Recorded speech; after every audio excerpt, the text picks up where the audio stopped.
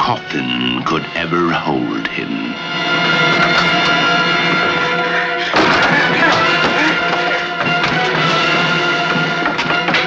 No door could ever bar his way.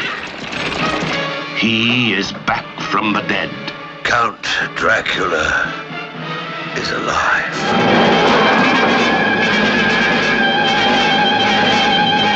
Dracula has risen from the grave. There is a girl. Maria? Bring her to me.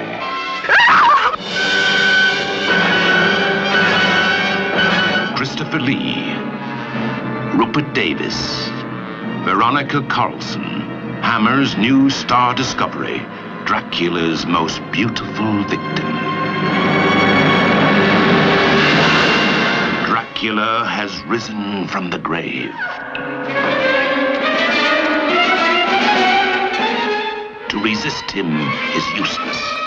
To rise against him is futile. To know him is eternal damnation.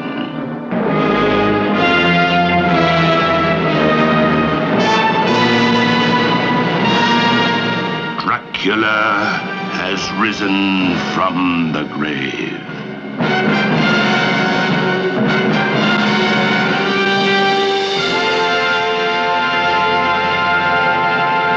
Now, I bet every single person listening to this right now has seen one or more Hammer horror movies over the years. Well, if you have, chances are you've seen our guest today in several of them. For example, starring opposite Christopher Lee in 1968's Dracula Has Risen from the Grave, or playing opposite Peter Cushing in 1969's Frankenstein Must Be Destroyed. Boy, you gotta love these titles. Well, Veronica Carlson has also appeared in numerous television programs and many non-horror films, too. It's a great thrill to welcome Dracula's favorite lady-in-waiting, Veronica Carlson, to the program today. Welcome. Thank you. I'm very pleased to be invited, indeed. Thank you. Now, obviously, you're British, but you grew up in Germany. Is that correct? Yes, we spent some years there because my father was stationed there. That's correct. Cologne and Lübeck. And did you have an interest in acting and the theater when you were a little girl? Oh, of course, yes. We had a big bay window in one of the houses we lived in one of the, it was Lübeck or Cologne, I don't remember. Big bay window, and I thought that was my stage. And I'd bring the curtains. Of course, nobody paid attention very long to this little girl who thought she was everything. But, yes, always. I think most little girls do. Sure, you were putting on a performance in the bay window for yourself, you know. That's right. It was always let's pretend, or do let's pretend. Whether my teddy bears were there or my dolls or anything, it was always let's pretend. But prior to acting professionally, you became a model first. Well, yes, sort of. Yes, I guess I was. Yeah, I just bought my own clothes and did my own thing. You didn't get much money for it then, but I had lots of photographs taken, and one of them got on a newspaper, the front page of a Sunday newspaper, a very well-read one, and Jimmy Carrera saw it and said that, well, I want that girl in my next movie. That's how it led all up into the situation with Hammer. Isn't that something? He must have been so impressed with that photo that he took a big gamble, because at that point, he probably didn't even know if you could act. That's exactly right. Well, it was Ben Jones, a photographer of the Daily Mirror, we'd just gone on a breeze down to the south coast of Britain, and I was walking out of the waves in a white bikini that I'd had made for myself, and we had fun. It was just a playful day. Never thought anything of it, but it was on the front page of the Sunday newspaper, which was very widely read. And no, he did not know if I could act. They invited me to do an audition for Hammer. I was very thrilled, which I did, and there were a couple of other people there. I was so nervous and so thought, well, I'm not going to get this. And Aida Young was there, the producer, and Freddie Francis, the director. Yes. And they all took us out. I think we had an omelette somewhere, and I got so panic-stricken that I got up, paid for my omelette, and ran from the restaurant. And Freddie said to me afterwards, where the blazes did you go? Why did you leave? And I said, I knew I hadn't got the part, Freddie. I couldn't bear the embarrassment of being there any longer. So I went and lost myself in London for a while, and eventually I called home to see if, any messages. And Mother said, where have you been? They need you to go to a costume you've got to be dressed. And Wow. I thought, my God, I've got the part. I was so ecstatic about that. But that was my first reaction. I haven't got that part. Well, at that time, Hammer had been going for a couple of years, so you were on your way to a world of misty graveyards and howling in the night. Were you a fan of Hammer films? Oh, my gosh, yes. I was a huge fan. In fact, since the age of 14, Christopher always said, you can be safely horrified in the Hammer. And, of course, you could be safely horrified. His words are so true. And I was a great fan. And when I was in college, I went to college at the age of 16, a few of us skipped a couple of classes one time when the newest Hammer movie was coming out. To our horror, I thought I was the only one skipping, or maybe another one, but it wasn't just me. And the lecturer was so disturbed by all of our absences that he followed us to the theatre. And suddenly, in the intermission, you know how you look around in the intermission to see who else was there? We realized that a load of us were there, but not only us, the professor was there, and he stood up, this huge man, Mr. Shepherdson was his name, 6'4" at least. Well, I've passed my exams, he said. You've still to pass yours. He said, I don't expect you to miss another class. Get back. So we did. We didn't skip class again for another Hammer movie, but they were so popular. And I looked at them with admiration for these wonderful people, Peter Cushing and Christopher. And I guess in that situation, your professor was probably more terrifying than anything on the screen. Yes, at that moment in time he was. Yes, we risked a great deal doing what we did.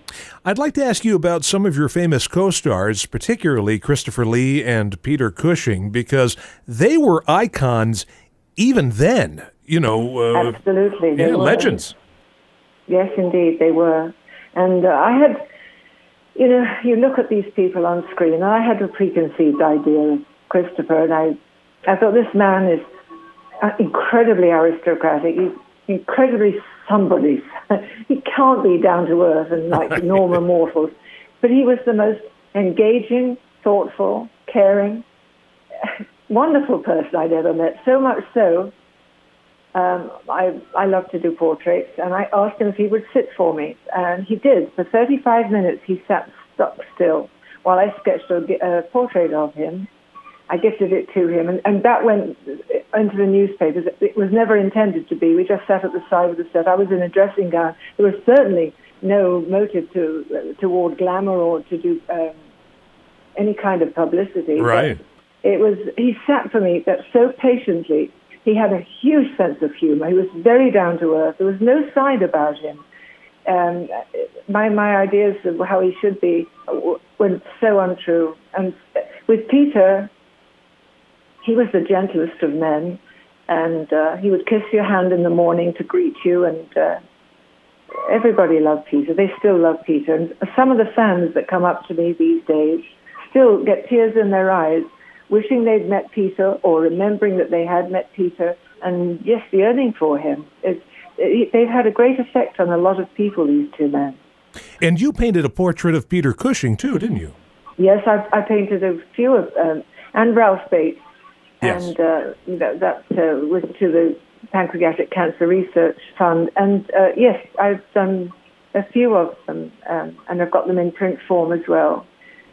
I was just thinking about how beautiful their faces were and how different their eyes were and what different men they were, but they shared the same sense of humor. I mean, ridiculous sense of humor. They would say, oh, we're starring in another Michael Ripper movie. And, they do Tom and Jerry voices. They were absolutely delightful to be around. It's funny you mention Tom and Jerry voices because I've heard a story that Peter Cushing and Christopher Lee would rent out a theater just for themselves, and they would run Bugs Bunny cartoons and just sit there alone in the theater and just laughing and laughing and laughing. That's right. And, it's so silly because in London, I would often pop into the movie theaters, the cartoon theaters, just for an hour, just to watch these cartoons. I was a fan also, but I didn't realize that they were such avid fans and how silly we truly all are at heart. That simple side was so engaging.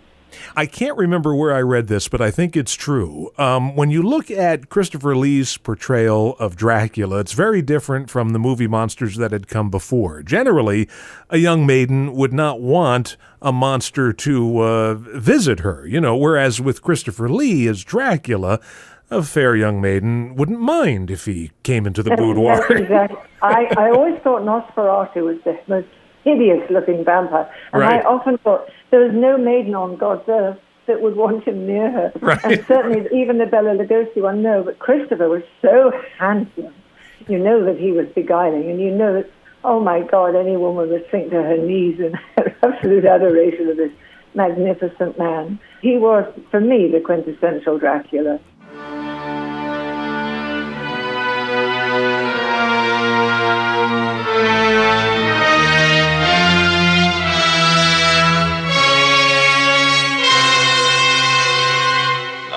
Revenge is complete.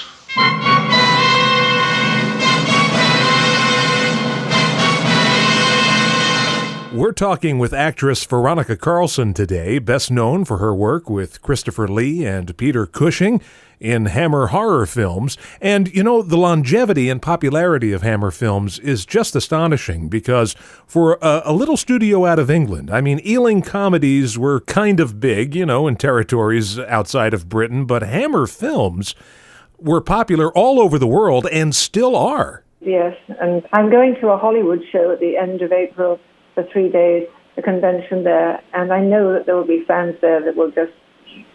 I've met some wonderful fans. They're just remarkable. It's very comforting to know that the legacy of Peter and Christopher is so long and so standing. It's so down to earth in these. And the men that came to me and said, "Oh, my first horror movie was Dracula's Risen, and I loved it." And they bring their sons at the same age now and say, "Yes, I've introduced my son, also who's 11, to the movie." And it just goes on.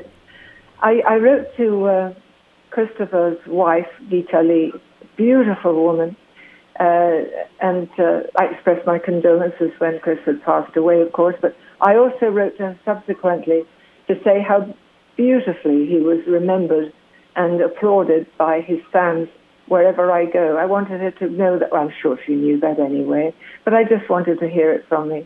Can I ask you about another co-star of yours who's also sadly passed away, but like Peter Cushing and Christopher Lee was known for his sense of humor? You appeared on an episode of The Saint with Roger Moore. Oh, yes. And, yeah.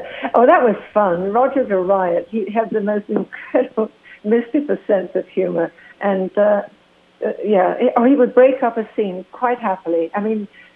Really corny humor sometimes, but he'd been doing The Saint for so long. He just wanted to keep it alive and people didn't get bored. So when I was freezing my father into this state of frozenness, he broke into song, "Freeze a Jolly Good Fellow," and everybody, the crew just slapped their hands over their eyes and say, "Oh God, that is so corny." But he kept everybody sustained, Yeah. And he was a great source of fun.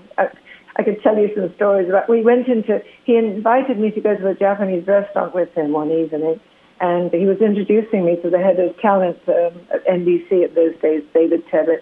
Right. So the three of us were sitting on cushions on the floor, a gorgeous Japanese restaurant with a bamboo curtain between rooms, and we were having a nice meal, and we heard some people come into the room next door, and they started talking about Roger Moore. They were all ladies, and they were saying, "How beautiful you are, how handsome, oh my God, he's the most handsome man." And they applauded him. They were amazed. They were saying the most incredibly unbelievable things, maybe nobody should have overheard. They thought they were talking among themselves. But right. Of course, the bamboo curtain is only a bamboo curtain. And Roger stood up, he was laughing, and he stood up and he drew the curtain to one side. He said, "I say, ladies, thank you so much." He said, "It made my evening." And they didn't speak another word for the entire evening. I never heard another one of them speak. It was such fun. Oh, we had such a lot of fun. I loved him. He was well beloved. I was lucky. I worked with some men that were absolutely loved by so many people and respected by so many people. So if I have the timeline right, you retired from acting sometime in the mid-'70s? That's right, yeah. But, I got married. I had children. And yet all these years later, you've got a new film on the way. Yes, I know. I can't believe it myself. It's just amazing. Yes, it's just Tell us amazing. about this new project. The House of the Gorgon, is that what you're referring to? Yes, with some other Hammer co-stars. I know. I call them the girls. Absolutely. Dear friends, Caroline Monroe, Martine Beswick, and to work with Christopher Neame was a delight as well. Joshua Kennedy is the bright spark in this wonderful adventure. He got us all together. It's his dream. He's an avid Hammer fan, a very gifted, talented young man. He produced, wrote, and starred in it. It was just for 1 week, it was his spring break adventure. And he made this movie in 1 week. And it was one of the most exciting experiences I've had since Hammer, because we had the same atmosphere that Hammer had, the same happiness, the same togetherness, the same camaraderie. No angst anywhere, and everyone was so happy to be there. We had so much fun that, when they got stoned, made to look like they were made of granite. So we had a whole crew of stoned people one day. We were working with stoned extras, stone crew, and I figured, only 3 that were sober, in parentheses. Yes. Because we had none of the stone makeup on it. We had such fun, but we took it very seriously, and hopefully it'll premiere not this June, but the following June at a convention. So that will be to be announced, I'm sure. It sounds like they should make a movie about the making of this movie. Well, it's Tammy, Caroline Monroe's stepdaughter, Tammy, pretty much explained it. She had a website, and she was, putting out news flashes each day, what was going on each day on the set, how we created the sets, the costumes. Josh supplied everything. Wow. He's a magical man. I really believe I think he'll be sitting alongside Martin Scorsese one day, and he'll be saying to him, I used to work with those girls, before they all popped off. But I can see his future to be quite amazing.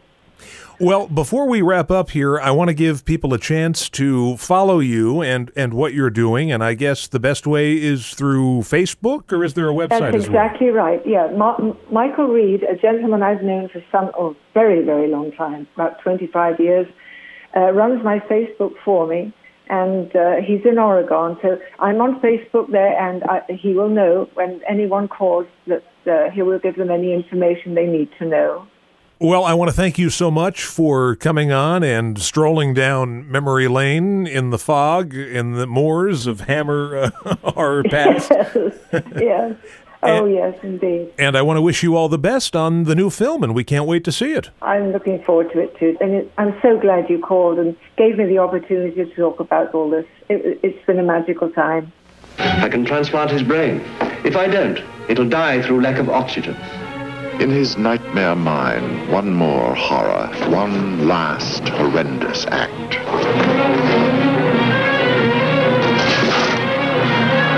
Frankenstein must be destroyed. For God's sake, go away! Please. Frankenstein must be destroyed. Peter Cushing, Veronica Carlson.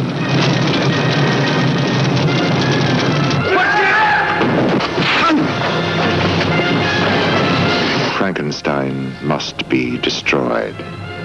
This picture has been rated M, suggested for mature audiences.